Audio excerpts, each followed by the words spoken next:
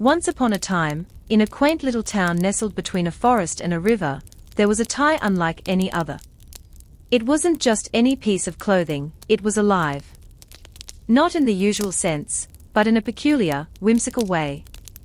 This tie, named Ribbit, had a deep love for frogs. It started as an ordinary silk tie, the color of a lush green pond, its pattern dotted with little white frogs. But Ribbit had a secret, something that would have made anyone laugh if they knew the truth. The frogs weren't just on the tie, they were in it. Hidden inside the fibers of the fabric, a small enchanted frog village thrived. These frogs weren't like any regular amphibians, they could jump, croak, and even communicate with each other in little whispers that only Ribbit could hear. Every time the tie was worn, Ribbit would wake up and start humming softly, drawing the frogs to life. They would hop from the fabric, scattering through the air like tiny green droplets. The wearer would feel it first as a slight tug, a playful nudge, and then, without fail, an unexpected croak or two.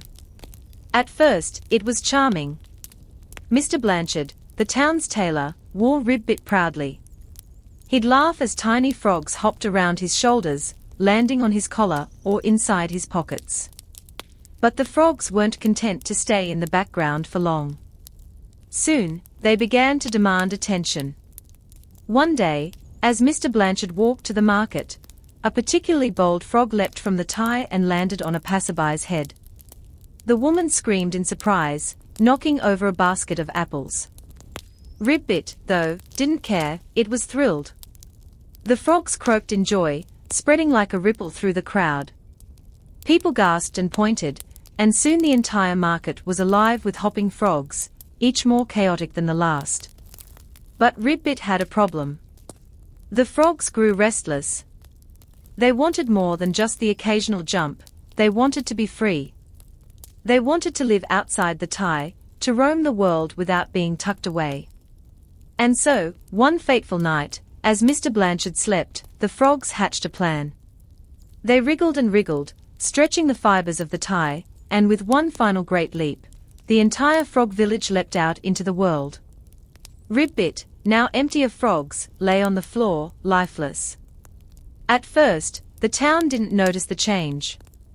People were puzzled when their clothes no longer seemed quite as lively, but it wasn't until they realized the frogs were gone that the true strangeness set in. The forest grew quieter.